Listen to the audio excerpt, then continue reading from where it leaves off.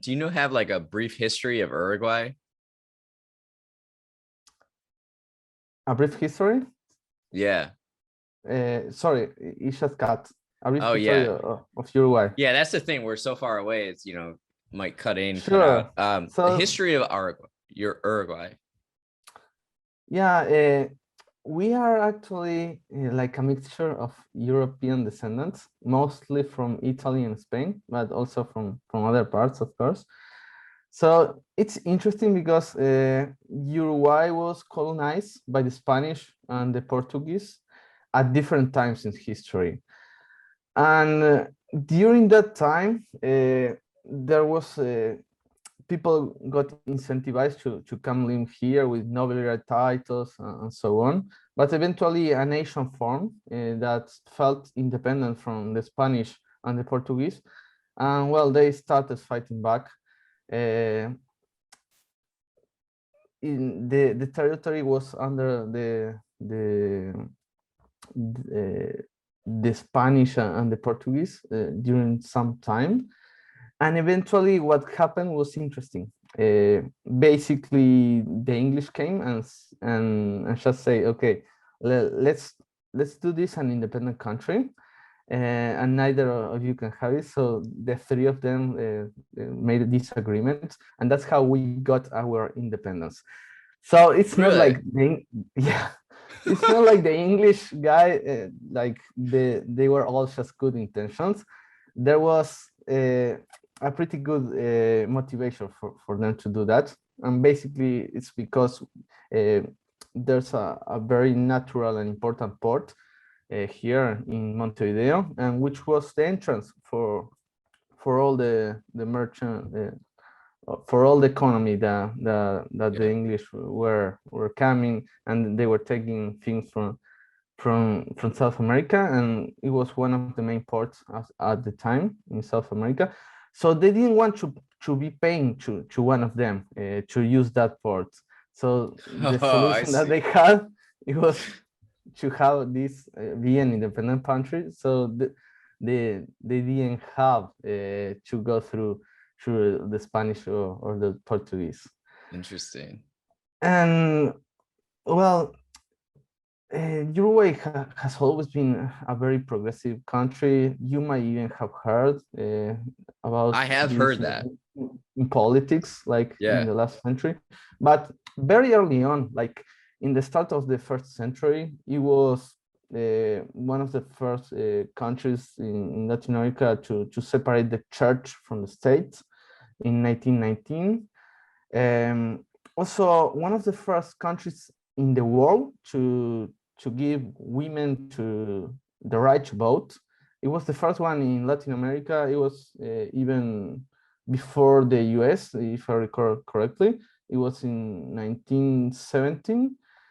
And more recently, you might have heard about all these progressive politics that were in place, legalization of marijuana, legalization of the abortion, uh, one laptop per child in high schools and in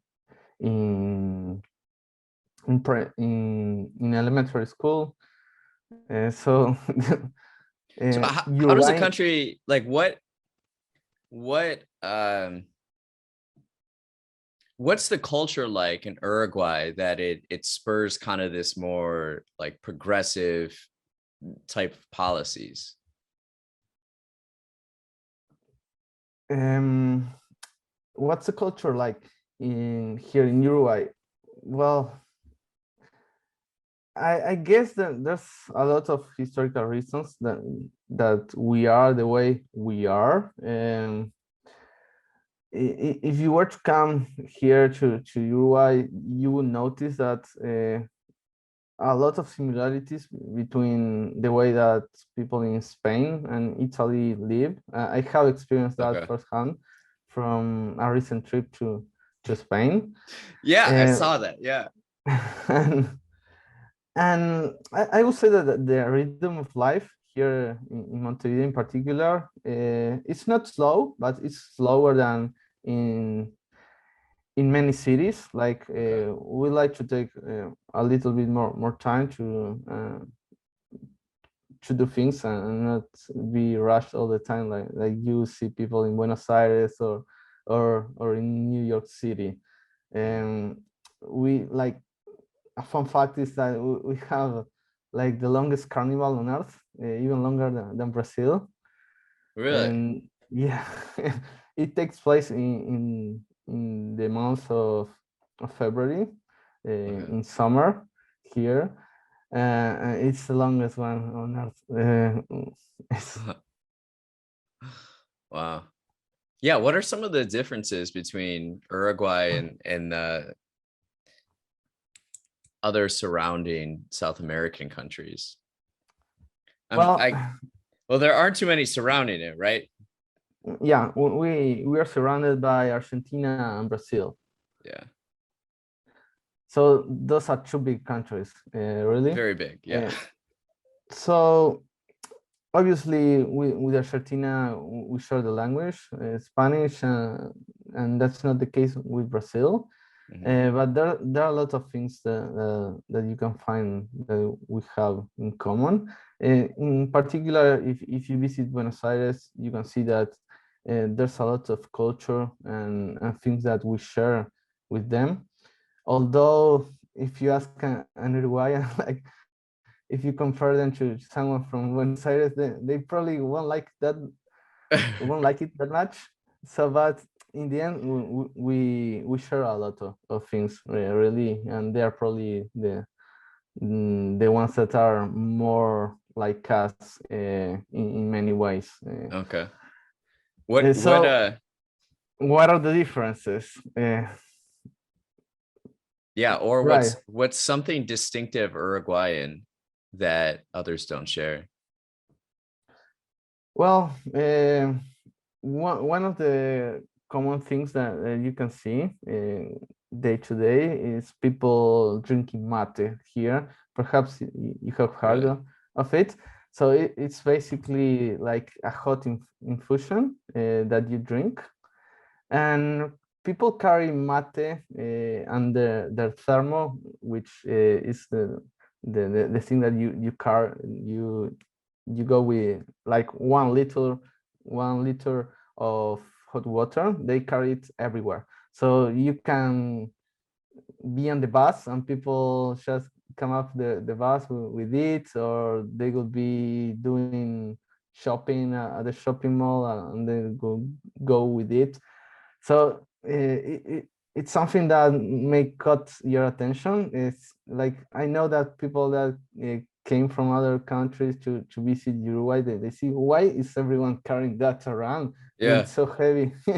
So it's something that you won't see, for example, in Buenos Aires. They do drink mate as well, but they do it at their home. They don't carry it everywhere as we do here. What exactly is mata? You said it's a hot water. Is it like a tea or Yeah, I will say that you can say that it tastes like tea, but it's very bitter, and it's something that you probably need to drink to see how it tastes. But okay. probably the closest one, it would be like a tea, very bitter tea. Okay. Huh. And it has a lot of social connotations as well, because it's something that people just have a very nice preparation, or some people ritual, you may say, and they Okay. just share the mate with everyone that they are talking with. For example, if you go out with some friends to see the sunset, or to talk in the afternoon, they will share it and just pass it around in the round. And it's something that accompanies many people in their morning. For example, it helps them to wake up, and like, just instead of drinking coffee, for example, many people substitute it with mate. Hmm. That's interesting. I did not know that at all. Yeah, and what's very interesting is that I've seen a lot of people that are not from this region drinking mate in the US or Mexico, and many people hearing about it. And in Europe as well, I guess many people know about this because of the Uruguayan players that carry the mate around everywhere. So now in all major cities, you can actually buy the what's called the yerba mate or yerba mate, as we say here in Uruguay.